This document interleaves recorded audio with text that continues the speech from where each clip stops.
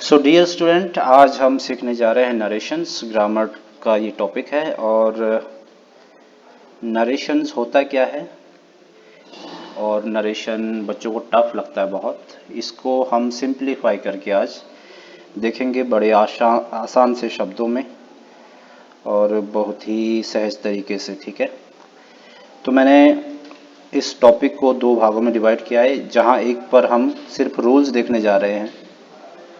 देखिए यहाँ पे पार्ट वन में सिर्फ रूल्स देखेंगे और फिर पार्ट टू में हम उसी का एक्सरसाइज देखेंगे। ठीक है, कि वो रूल्स अप्लाई कैसे होते हैं।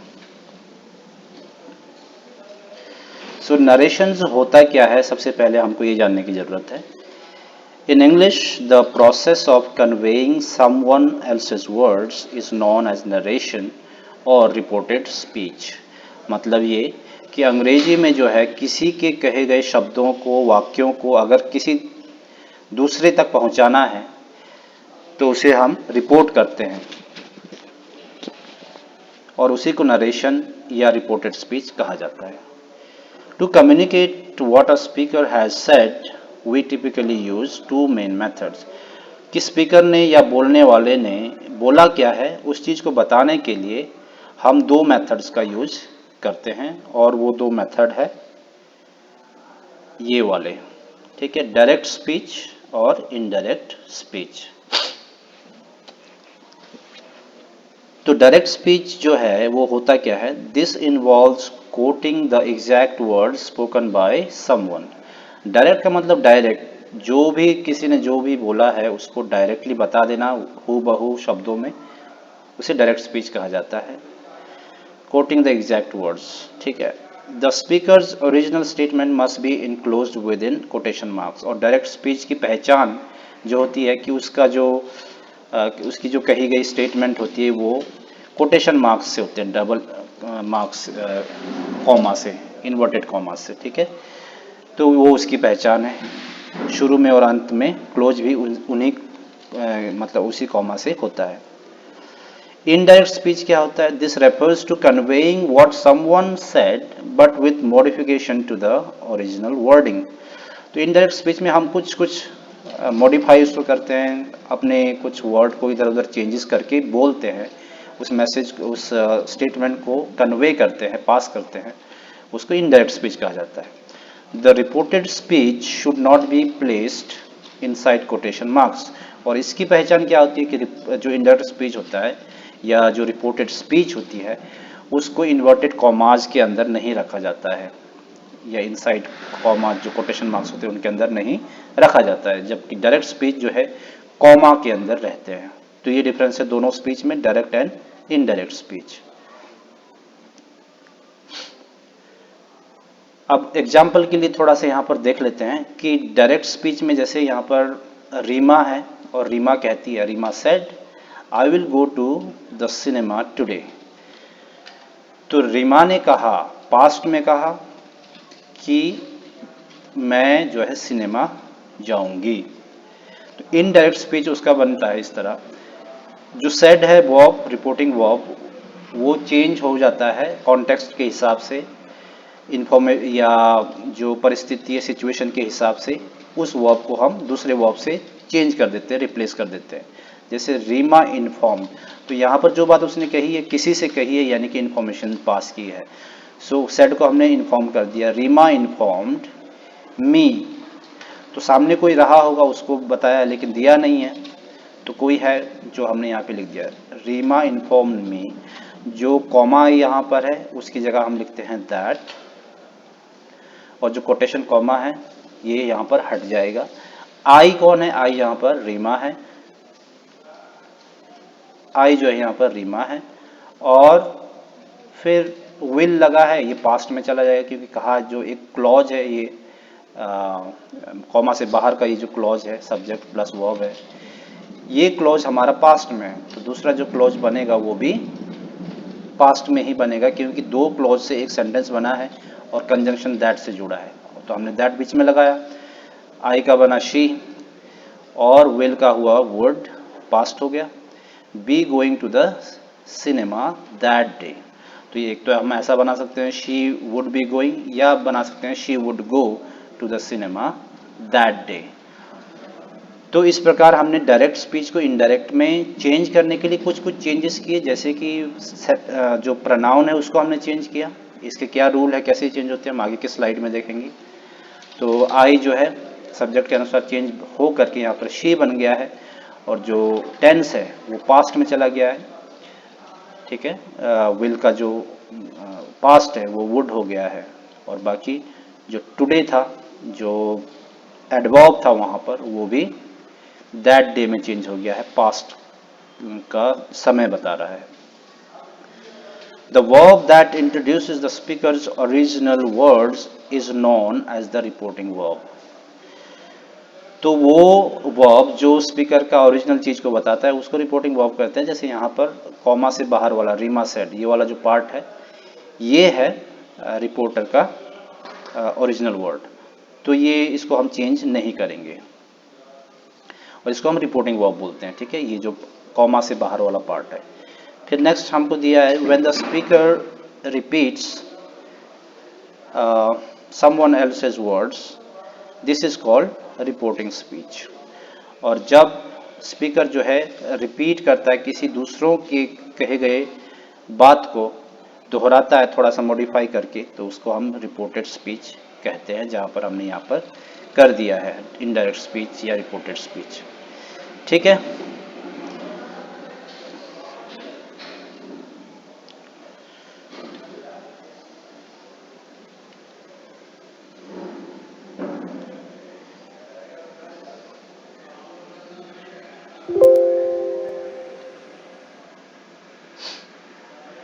तो यहाँ पर हम देखेंगे प्रोनाउन, 3 चेंजेस हमको करना पड़ता है।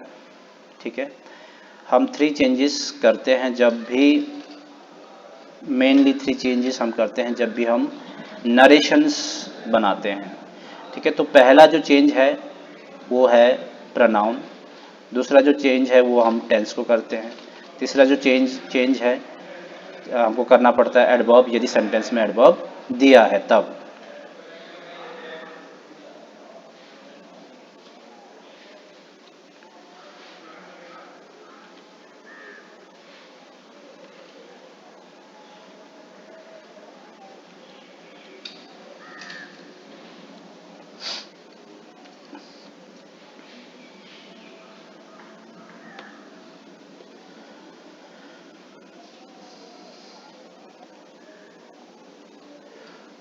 तो सबसे पहले देखते हैं one by one pronoun.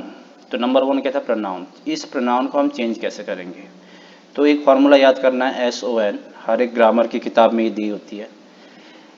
S stands for subject, O stands for object, and N stands for no change.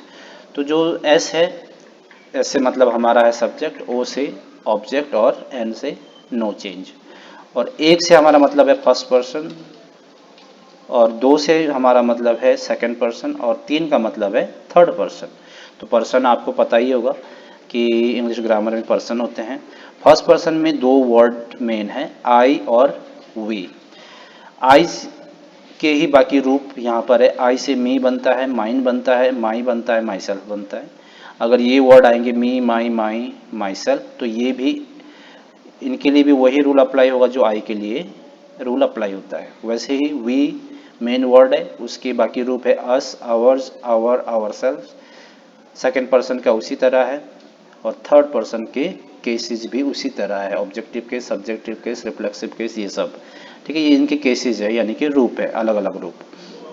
अब यहाँ पर हम देखेंगे कि जो फर्स्ट पर्सन है, यानी कि ये वाले इस बॉक्स में, ठीक है, आई और वी के साथ जितने बाकी वर्ड है ये फर्स्ट पर्सन है, और ये सब्जेक्ट के साथ चेंज होंगे। एस के नीचे वन लिखा है, यानी कि ये दो आपस में रिलेटेड है, तो जो फर्स्ट पर्सन है सब्जेक्ट से चेंज होगा। सेकंड पर्सन हमारा ये है, you, your, your self, yours, तो ये ऑब्जेक्ट जो दिया होगा सेंटेंस में उसके अनुसार चेंज करेंगे। ठीक है, फिर उसके बाद थर्ड पर्सन जो है ही, शी, इट, और उसके जितने भी केसेस है वो चेंज नहीं होंगे। एन का मतलब है नो चेंज, उनको चेंज करने की ज़रूरत नहीं है। अब रूल दूसरा देख लेते हैं। जैसे कि मैंने आपको बताया कि 3 चेंजेस को हमको देखने की ज़रूरत है प्रोनाउन, तो प्रोनाउन का मैंने आपको बता दिया।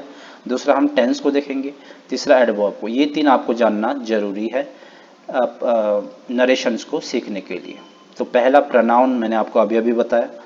उसके बाद अब बारी है टेंस की, चेंज ऑफ टेंसेस। इसमें हमने जो टेंस होते हैं वो कैसे चेंजेस होते हैं। सबसे पहले प्रेजेंट टेंस की बात करते हैं। प्रेजेंट इंडेफिनिट, ये बहुत आसान है। प्रेजेंट इंडेफिनिट जो है पास्ट इंडेफिनिट के साथ चेंज होता है। Present continuous past continuous, present perfect past perfect, present perfect continuous past perfect continuous. तो जैसा जैसा प्रेजेंट है वैसा वैसा पास्ट भी है। बिल्कुल उसके आधार पर तुम आप सबको चेंज करने हैं और प्रेजेंट की जगह जस्ट पास्ट करते जाना है। जब हम टेंस चेंज की बात करेंगे, प्रेजेंट से हमको अगर प्रेजेंट का जो सेंटेंस है उसको अगर हमें उसका जो नरेशन है वो बनाना होगा तो हम उसके टेंस चेंज करने की बारी में हम उसको पास्ट करते जाएंगे। ठीक है। फिर टेंस में ही जब पास्ट में ही ऑलरेडी दिया होगा आपको, पहले प्रेजेंट से हम पास्ट में गए थे, लेकिन तब क्या होगा जबकि पास्ट टेंस में आपको कोई सेंटेंस लिखी गई है तो उसको आगे किस में चेंज करेंगे। तो पास्ट इंडेफिनिट को पास्ट परफेक्ट कर देंगे, पास्ट कंटिन्यूअस को पास्ट परफेक्ट कंटिन्यूअस कर देंगे, और पास्ट परफेक्ट को आगे चेंज नहीं कर सकते हैं, पॉसिबल नहीं है, क्योंकि पास्ट परफेक्ट फाइनल है, ये ऑलरेडी परफेक्ट है, इससे आगे की कोई डिग्री नहीं है, इससे और ज़्यादा पास्ट हो नहीं सकता है, तो आगे कुछ नहीं करेंगे, नो चेंज यानी कि कुछ नहीं। पास्ट परफेक्ट कंटिन्यूअस ये भी अंतिम है, इसके आगे और कोई पास्ट इसका और हो ही नहीं सकता है और ज़्यादा परफेक्ट नहीं कर सकते हैं, सो नो चेंज यहाँ पर भी। ठीक है। तो पास्ट भी बहुत आसान है, इंडेफिनिट को परफेक्ट करना है, पास्ट कंटिन्यूअस को परफेक्ट कंटिन्यूअस कर देना है, और पास्ट परफेक्ट आगे पॉसिबल नहीं है और पास्ट परफेक्ट कंटिन्यूअस आगे पॉसिबल नहीं है। तो आगे बचता है फ्यूचर टेंस। फ्यूचर टेंस के बहुत ज़्यादा रूल नहीं है, विल शैल उसमें लगता है और विल और शैल को ही उनका पास्ट करना है बस। अब बाकी इतना ही रूल है। विल को हम वुड कर देंगे, शैल को शुड वुड कर देंगे, और शैल को शुड भी करेंगे। एक केस में मैं उस चीज़ को आगे बताऊंगा कि कब शैल को शुड करना है। ठीक है। और इसके अलावा कुछ और वर्ब्स है जिसको हम मॉडल्स बोलते हैं, हेल्पिंग वर्ब्स होते हैं ये। तो changes in the modal verbs, ये जो मॉडल वर्ब्स होते हैं अगर प्रेजेंट में दिए होंगे तो ये कैसे चेंज होंगे। तो में दिया होगा उसको हम माइट करेंगे, कैन को कुड करेंगे, शैल को शुड करेंगे, विल वुड हो जाएगा, मस्ट हैड टू हो जाएगा। तो ये थोड़ा सा ध्यान रखना है, जो मॉडल्स होते हैं वो चेंज कैसे होंगे। फिर क्योंकि अब मॉडल वर्ब्स ये भी है, हालांकि ये पास्ट है, इसी का पास्ट है, मे कैन शैल विल मस्ट का ही पास्ट है ना। जैसे माइट है, मे का पास्ट है, कुड है कैन का, और शुड है शैल का पास्ट, इसी तरह ये सब है। तो ये कुछ ऐसे मॉडल्स हैं जिनको हमें चेंज करने की ज़रूरत नहीं है, अनचेंजिंग मॉडल्स। इनको हम आगे चेंज नहीं कर सकते हैं, यही फाइनल हो जाएंगे। तो इनका ये जब सेंटेंस बनेंगे इनसे तो इसको भी आगे चेंज करने की ज़रूरत नहीं है। अब बारी आती है एडवर्ब्स की, जो थर्ड चेंज जो मैंने आपको स्लाइड में दिखाया था कि 3 चेंजेस की हम बात करते हैं, तीसरे वाली की बारी है, और तीसरा जो चेंज है वो एडवर्ब्स है। कुछ वर्ड्स होते हैं जिन्हें हमको चेंज करना होता है, जैसे हियर, ये जगह को बता रहा है और इसका पास करेंगे तो हम देयर कर देंगे। नाउ प्रेजेंट में है, इसको हम पास करेंगे देन हो जाएगा। अगो, अगो को बिफोर कर देंगे क्योंकि अगो जो है प्रेजेंट से रिलेटेड रिलेशन रखता है। टुनाइट को that night, today that day, tomorrow the next day, इसके दो बनते हैं, द फॉलोइंग डे। यस्टरडे को कर देंगे the previous day, the day before. इसी तरह यस्टर ईयर हो सकता है, द प्रीवियस ईयर कर देंगे उसको, द ईयर बिफोर कर देंगे। ठीक है। द नेक्स्ट ईयर हो सकता है, ठीक है, द फॉलोइंग ईयर के उसको कर देंगे। तो इसी तरह बाकी वर्ड्स होंगे जो एडवर्ब्स है। तो ये कुछ एक एडवर्ब्स है जिसको हमें ध्यान रखने की जरूरत है। तो ये था थर्ड चेंज। अब इसके साथ साथ एक और एडिशनल चीज है जो हमको नरेशन में याद रखनी है क्योंकि जो सेंटेंसेस होते हैं वो 5 तरीके के होते हैं, 5 प्रकार के होते हैं। ये है assertive, interrogative, imperative, exclamatory and optative. ये पांचों सेंटेंस जो है अलग अलग प्रकार से इनमें रूल लगते हैं, अप्लाई होते हैं। तो इनके रूल्स क्या क्या है, कैसे कैसे इनको हमें जो है चेंज करना होता है। लेकिन आपको याद रखना पड़ेगा कि जो सेंटेंसेस है वो कितने प्रकार के होते हैं। असर्टिव क्या होता है ये आपको पता होना चाहिए। असर्टिव का मतलब है जो सिर्फ एक स्टेटमेंट हो, डिक्लेरेशन हो या स्टेटमेंट हो, किसी का कथन हो। इंट्रोगेटिव जहाँ पर क्वेश्चन पूछा जाता है उसको इंट्रोगेटिव कहते हैं, ये तो पता ही है। इम्पेरेटिव में रिक्वेस्ट, ऑर्डर, सजेशन वाली बात होती है, वार्निंग वाली बात होती है ना। तो ये सब है। फिर एक्सक्लामेटरी में तो इमोशन का एक्सप्रेशन रहता है, इमोशन को एक्सप्रेस किया जाता है एक्सक्लामेटरी में, राइट, फीलिंग्स वगैरह। और ऑप्टेटिव में विश, कर्स, ब्लेसिंग, प्रेयर वगैरह इसमें होती है। तो ये पांचों सेंटेंस इस बात इनके लिए जाने जाते हैं जो मैंने अभी अभी आपको बताया। तो इनके आइडेंटिफिकेशन हम देखते हैं, ठीक है। सेंटेंसेस के प्रकार मैंने जैसे अभी अभी बताया, यहाँ पर इस कॉलम में आपको दिखेंगे। असर्टिव है, इंट्रोगेटिव के दो टाइप्स होते हैं, दो बार इंट्रोगेटिव है, इंट्रोगेटिव इंट्रोगेटिव। एक इंट्रोगेटिव यस नो वाला, दूसरा डब्ल्यू एच वाला। फिर इम्पेरेटिव है, इम्पेरेटिव भी दो प्रकार के, ठीक है। एक लेट से शुरू होता है और बाकी टू, बाकी जो इम्पेरेटिव हम आगे देखेंगे वो वाले नॉर्मल वाले। और एक स्पेशल होता है जो लेट से शुरू होता है, वो भी इम्पेरेटिव ही होता है, तो इसके भी दो प्रकार हैं। फिर एक्सक्लामेटरी हो गया जिसमें फीलिंग इमोशन को एक्सप्रेस किया जाता है, ऑप्टेटिव में विशकर्स होता है। तो ये हो गया सेंटेंस के टाइप, ये इनकी आइडेंटिफिकेशन हो गई है कि कौन क्या करता है। जैसे असर्टिव जो है सिंपल रहता है, ये स्टेटमेंट होता है। अफर्मेटिव, नेगेटिव इसके दो प्रकार होते हैं, ठीक है। और इंट्रोगेटिव में यस नो क्वेश्चन पूछा जाएगा, और दूसरा interrogative W H, how, when, where, ये वाले। फिर इम्पेरेटिव में ऑर्डर, सजेशन, रिक्वेस्ट वाली बात होगी। और लेट्स में प्रपोजल और विश और सजेशन वाली बात होगी। और एक्सक्लेमेटरी में फीलिंग इमोशन और इसमें विश कर्स, ठीक है। रिपोर्टिंग वर्ब, रिपोर्टिंग वर्ब जैसे मैंने आपको बताया था कि इन्वर्टेड कॉमा से बाहर वाली जो चीज़ होती है, ठीक है। जैसे ही said, she said, Rohan said, ये जो बाहर वाली कॉमा से बाहर जो एक सब्जेक्ट और वर्ब रहता है उसको रिपोर्टिंग वर्ब कहा जाता है, या रिपोर्टिंग क्लॉज भी कहते हैं। तो वहां पर होगा से, सेड, टेल, टोल्ड, प्रेस्ड, ये सब वर्ब वहां पर रहेंगे। किस में? असर्टिव में। आस्क, आस्क्ड, हम इसको चेंज करेंगे जब हम इसको नरेशन बनाएंगे। तो इंट्रोगेटिव में आस्क, आस्क्ड कर देंगे रिपोर्टिंग वर्ब को। इम्पेरेटिव में suggested, order, advised and requested कर देंगे, इसमें भी वही सेम चीज़ है। फिर जो एक्सक्लामेटरी है उसमें हम exclaimed with sorrow, grief, happiness, exclaimed with joy, ये सब हम करेंगे, ठीक है। और ऑप्टेटिव में हम करेंगे विश्ड, प्रेड। तो जो वर्ब है ही सेड इस प्रकार से चेंज होगा, ही आस्क्ड हो जाएगा, ही सेड ही सजेस्टेड हो जाएगा, he said he exclaimed with Joy. तो जो सेड है रिपोर्टिंग वर्ब है वो इन वर्ब्स में चेंज हो जाएंगी सेंटेंस के हिसाब से। तो सेंटेंस असर्टिव में ये वर्ब, इंट्रोगेटिव में ये वर्ब्स, इंपेरेटिव में ये वर्ब्स। तो समझ गए होंगे मैं बताना क्या चाह रहा हूँ। और फिर देखेंगे कॉमा, क्योंकि कॉमा हर एक वो डायरेक्ट स्पीच जहाँ दिया हुआ, जहाँ कहीं भी डायरेक्ट स्पीच है वहाँ पर कॉमास जरूर होंगे, ठीक है। और इन्वर्टेड कॉमाज होंगे। तो जो कॉमा रहेगा उसको हम उसकी जगह दैट लगा देंगे और इन्वर्टेड कॉमाज हटा देंगे। दैट कहाँ पर लगाएंगे? असर्टिव में पहला। इंट्रोगेटिव में दैट नहीं लगता है। यस नो वाले क्वेश्चन में इफ वेदर लगाते हैं। डब्ल्यू एच वाले में कुछ लगता ही नहीं है, डब्ल्यू एच क्वेश्चन को ही लिखना है दोबारा से, डब्ल्यू एच जो वर्ड है सॉरी उसी को दोबारा लिखना है, सेम टू सेम जैसा क्वेश्चन में दिया है वैसा ही, उसमें कुछ करने की ज़रूरत नहीं है।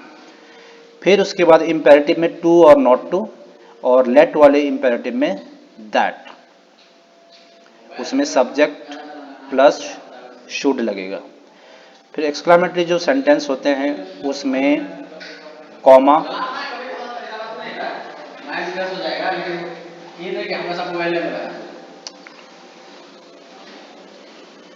ठीक है, जो एक्सक्लेमेटरी वाले जो सेंटेंसेस होते हैं उसमें जो कॉमाज है उसकी जगह हम दैट लिखते हैं और ऑप्टेटिव में भी दैट लिखते हैं। तो आपको ध्यान देना कहाँ पर, दैट कहाँ कहाँ लिखना है। असर्टिव में दैट लगेगा, इम्पेरेटिव में दैट लगेगा, लेट वाले इम्पेरेटिव में, एक्सक्लेमेटरी में भी दैट लगेगा, ऑप्टेटिव में भी दैट लगेगा। कहाँ नहीं लगेगा वो है इंट्रोगेटिव दोनों टाइप के और एक टाइप का इम्पेरेटिव। ये तीन में आपको दैट नहीं लगाना है, कुछ और लगेगा, और WH वाले में तो कुछ लगेगा ही नहीं। ठीक है, तो ये कुछ रूल्स है जो आपको ध्यान में रखना है। आगे बढ़ते हैं। तो ये था पार्ट वन। पार्ट वन में हमने क्या क्या सीखा, देखो चेंजेस हमने सबसे पहले देखे। जो मेन चीज होता है नरेशन बनाने के लिए, तीन प्रकार की change, pronoun, tense, adverb. Pronoun का फॉर्मूला SON, S का मतलब सब्जेक्ट, O का मतलब ऑब्जेक्ट, N का मतलब नो चेंज। फर्स्ट पर्सन के अनुसार सब्जेक्ट, सेकंड पर्सन का ऑब्जेक्ट, थर्ड पर्सन के अनुसार चेंज ही नहीं होगा, नो चेंज। फिर हमने टेंस को देखा, टेंस कैसे कैसे चेंज होते हैं। फिर मॉडल वर्ब्स जो चेंज होते हैं और नहीं होते हैं, है ना, ये वाले चेंज होते हैं, ये नहीं होते हैं। उसके बाद एडवर्ब चेंज होते हैं, ये तीन चेंजेस हमने देखा। फिर उसका टाइप्स हमने देखा, सेंटेंस के टाइप्स कि कितने प्रकार के सेंटेंसेस होते हैं, 5 प्रकार के, और उनके लिए कौन कौन से रूल्स लगाए जाते हैं वो हमने यहाँ पर देखा। उनकी आइडेंटिटी क्या होती है वो हमने इसमें देखा कि पहचानेंगे कि कैसे कि कौन सा सेंटेंस है। तो असर्टिव सिंपल होता है, इंट्रोगेटिव क्वेश्चन पूछता है, इंपेरेटिव ऑर्डर सजेशन रिक्वेस्ट देता है, एक्सक्लेमेटरी में इमोशन और फीलिंग्स को एक्सप्रेस किया जाता है, और ऑप्टेटिव में विश और कर्स, ब्लेसिंग, प्रेयर होता है, ये आइडेंटिफिकेशन। रिपोर्टिंग वर्ब उसका कैसे चेंज होगा, तो यहाँ पर ये सब दिया है। और जो कॉमाज रहेंगे उसकी जगह हमको क्या लिखना होता है वो इस कॉलम में दिया है। तो अभी तक हमने ये देखा। आगे हम शुरू करेंगे पार्ट टू। पार्ट टू में हम डायरेक्ट प्रैक्टिस करेंगे, प्रैक्टिस क्वेश्चंस करेंगे, जहां पर हम समझ जाएंगे रूल्स कैसे अप्लाई होते हैं।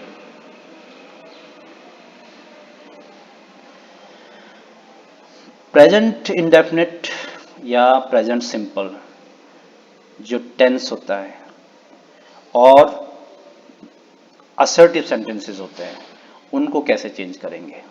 ठीक है, तो यहाँ पे देखो सेंटेंसेस 5 प्रकार के, उन 5 प्रकार के सेंटेंसेस में बात हो रही है असर्टिव सेंटेंसेस की।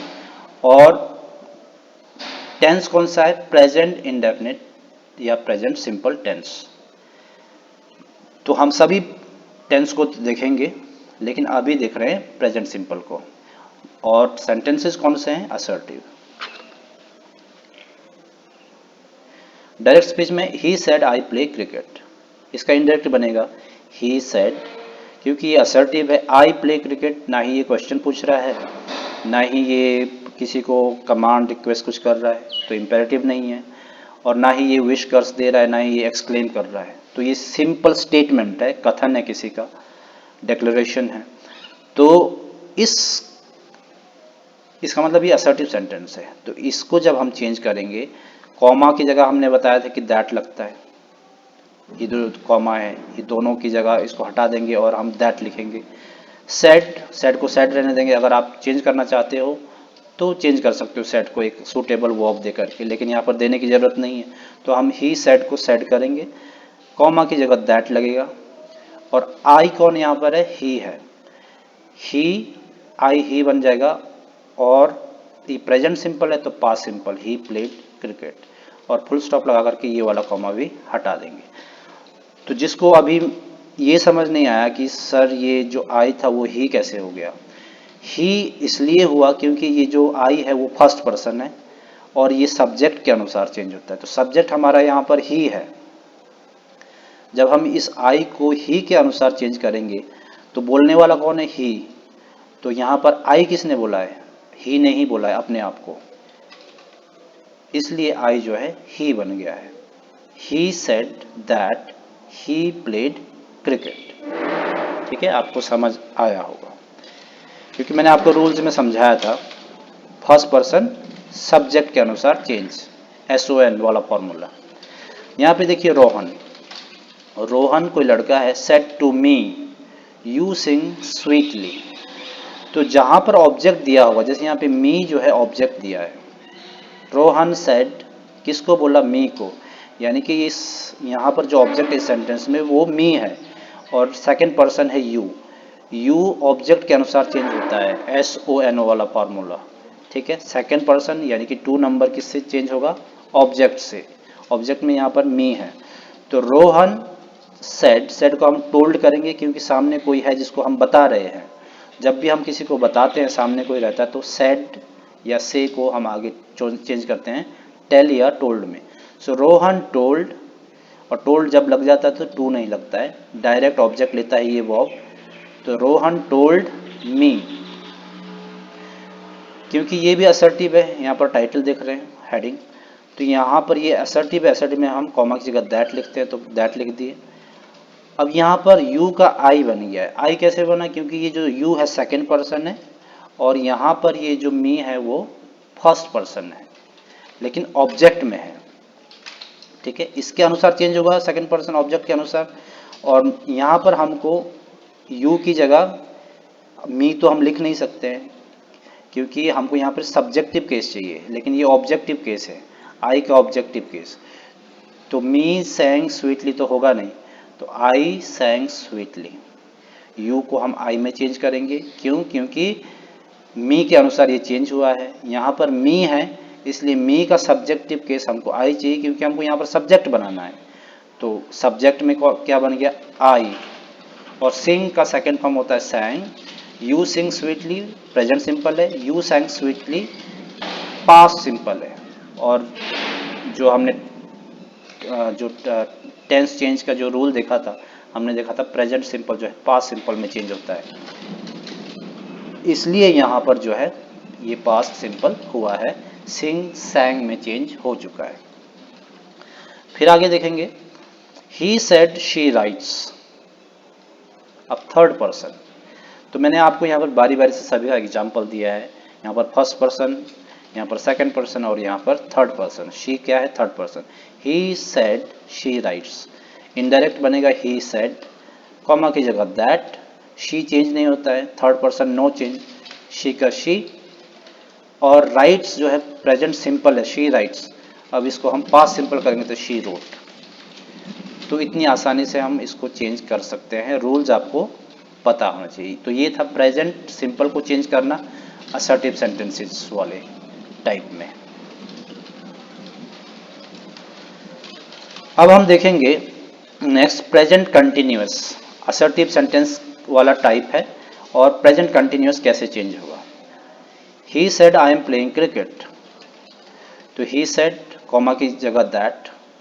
आई फर्स्ट पर्सन है, सब्जेक्ट के अनुसार चेंज, तो आई यहाँ पर ही हो जाएगा, ही हो गया। एम प्लेइंग प्रेजेंट कंटिन्यूअस, इसको पास्ट कंटिन्यूअस करेंगे तो वॉज प्लेइंग, क्रिकेट का क्रिकेट, कॉमा हटा देना, full stop. Rohan said to me, अब यहाँ पर फिर से ध्यान देना है कि यहाँ पर मी लगा यानी कि ऑब्जेक्ट दिया है, और जब भी ऑब्जेक्ट देता है तो यहाँ पर टोल्ड हो जाता है सेड का असर्टिव सेंटेंस में। ठीक है, तो रोहन टोल्ड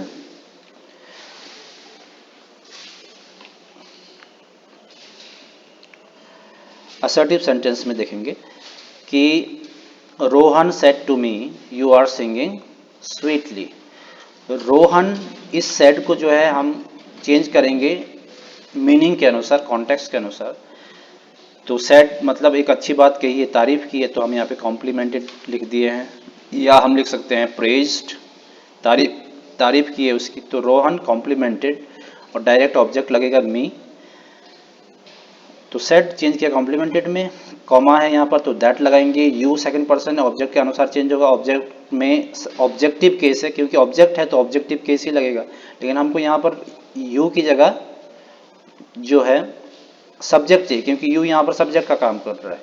तो वैसे ही यहाँ पर भी सब्जेक्ट चाहिए हमको, तो हम इसका सब्जेक्टिव केस लेंगे और मी का सब्जेक्टिव केस है आई, इसलिए यू यहाँ पर आई बना है।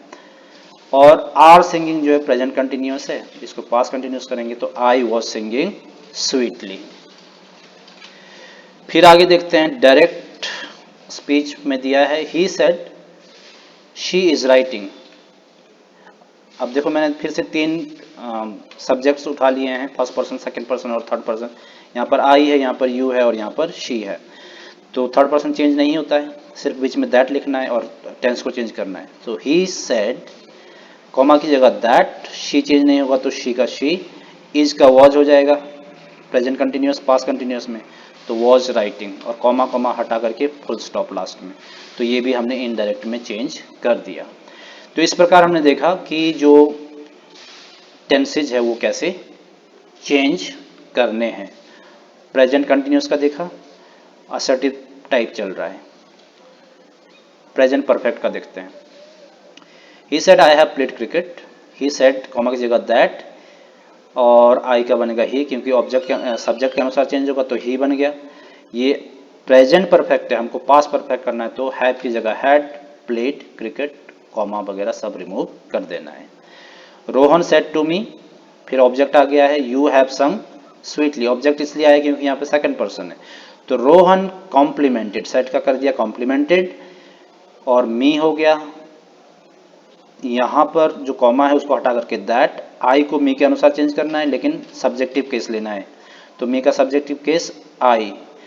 सब्जेक्टिव केस क्यों ले रहे हैं, क्योंकि हमको सब्जेक्ट की ज़रूरत होती है, यहाँ पर सेंटेंस बनाने के लिए एक सब्जेक्ट चाहिए शुरू में। तो यहाँ पर एक नया सेंटेंस जो शुरू हो रहा है एक नए क्लॉज में, तो यहाँ पर आई इसलिए ज़रूरत हुआ हमको, ठीक है। तो यहाँ पर हैव है प्रेजेंट परफेक्ट, यहाँ पर हम उसको पास्ट परफेक्ट करेंगे हैड, और हैड के साथ संग स्वीटली। तो प्रेजेंट परफेक्ट को पास्ट परफेक्ट किया है, ठीक है। He said she has written, फिर यहाँ पर आ गया थर्ड पर्सन की बारी अभी। ही सेड करेंगे, कॉमा की जगह दैट, शी की जगह शी, चेंज नहीं होगा, हैज़ का हैड हो जाएगा और रिटन का रिटन, और जितने ही कॉमा है इसको हटा देना है, फुल स्टॉप। तो प्रेजेंट परफेक्ट का टेंस था और असर्टिव टाइप में हमने कैसे चेंज करना होता है हमने देख लिया। अब बारी है प्रेजेंट परफेक्ट कंटिन्यूअस की। असर्टिव सेंटेंसेस अभी भी चल रहा है, तो मैं आपको थॉरोली सभी टाइप्स दिखा रहा हूँ ताकि टेंस का भी पता चले कैसे चेंज होता है, साथ में प्रोनाउन कैसे चेंज होते हैं। He said I have been playing cricket, he said अभी तक आप समझ गए होंगे कि चेंज कैसे हो रहा है। कॉमा की जगह दैट, और आई का बनेगा he. Have been present perfect continuous है, इसको बनाएंगे पास्ट परफेक्ट कंटिन्यूअस, तो had been, he had been playing cricket, और commas remove. Rohan said to me you have been singing sweetly, Rohan complimented me, comma की जगह दैट, आई को मी के साथ चेंज, तो यू को मी के साथ चेंज तो आई बन गया, और हैव बीन को हैड बीन सिंगिंग स्वीटली। उसके बाद हो गया he said she has been writing, he said comma की जगह दैट, शी का शी, हैज़ बीन का हैड बीन, राइटिंग का राइटिंग, और कॉमास रिमूव। तो ये लास्ट पार्ट था प्रेजेंट टेंस का, और इसको हमने चेंज कर लिया है। अब बारी आती है पास्ट टेंस की, जो कि हम नेक्स्ट वीडियो में देखेंगे, और इसमें उतने डिटेल से नहीं दिया है, बिल्कुल शॉर्ट शॉर्ट में दिया है, क्योंकि अभी तक आप समझ गए हैं, इतना लंबा बताने की ज़रूरत आपको नहीं पड़ेगी, समझाने की ज़रूरत नहीं पड़ेगी। तो यहाँ पर डायरेक्ट मैंने past simple, past continuous, past perfect और पास्ट परफेक्ट कंटिन्यूस को एक ही स्लाइड में टुगेदर बता दिया है, ठीक है, जो कि हम देखेंगे नेक्स्ट पार्ट में, क्योंकि ये वीडियो बहुत लंबा बन गया, तो यहाँ पर इस वीडियो करते हैं एंड। अगर आपको समझ आया होगा तो कमेंट, लाइक, शेयर, सब्सक्राइब सब कुछ करें, और स्टे हैप्पी।